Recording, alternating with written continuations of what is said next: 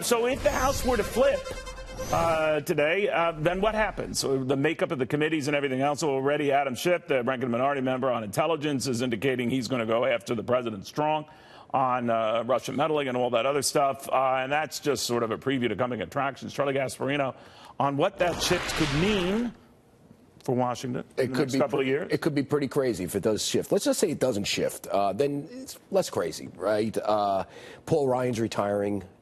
Jeb Hensarling is retiring, who's head of the Financial Services Committee, so someone that we pay attention to. So there'll be different people there. Kevin McCarthy and Jim Jordan may fight it out for the speakership. Jordan will probably get some leadership position if McCarthy gets the speaker.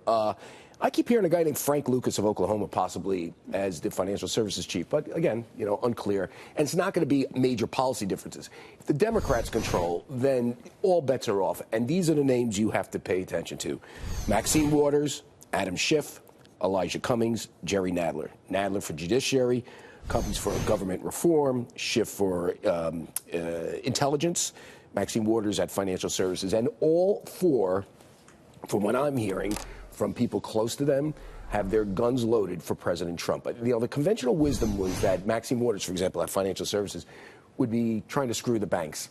Don't think so.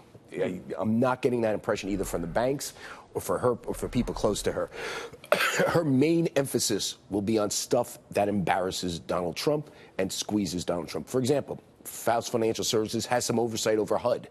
She doesn't think Ben Carson is doing a particularly good job. Watch for her to focus on that. Watch for her to focus on, and watch for any of these to focus on anything coming out of Trump Tower, the Trump organization, if it has any relationship to anything going on in the White House and in the world. And that could mean anything. Conflicts of interest will be key. And I think what you're going to see here, you may not get an impeachment hearing out of the Democrats, and I'm assuming Nancy Pelosi is likely to be the speaker if the Dems win.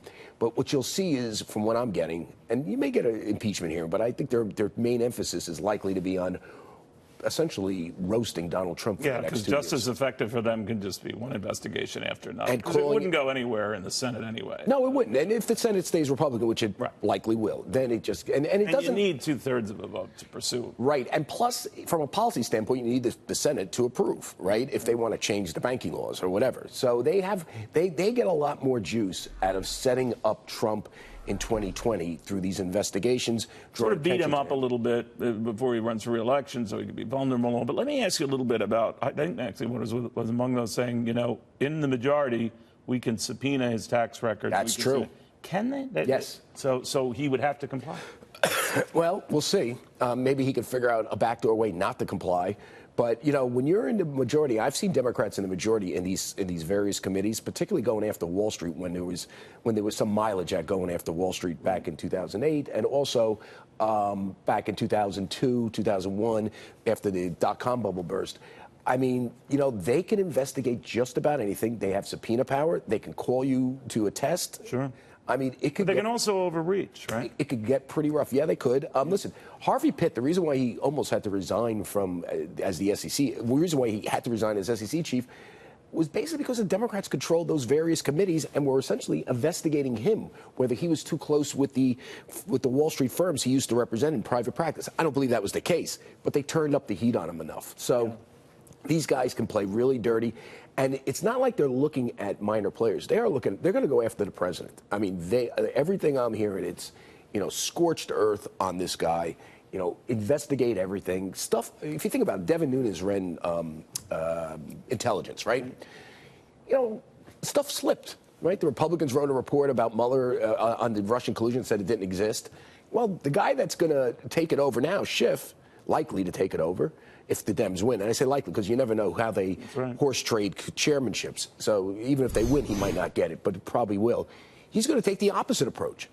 It's going to be glass half full as to whether Donald Trump did something wrong with the Russians as opposed to half empty. And so remember, that's how these guys look at it, and they can be really nasty. And if one thing, people underestimate Maxine Waters and Donald Trump, I think, absurdly, says she is an intelligent.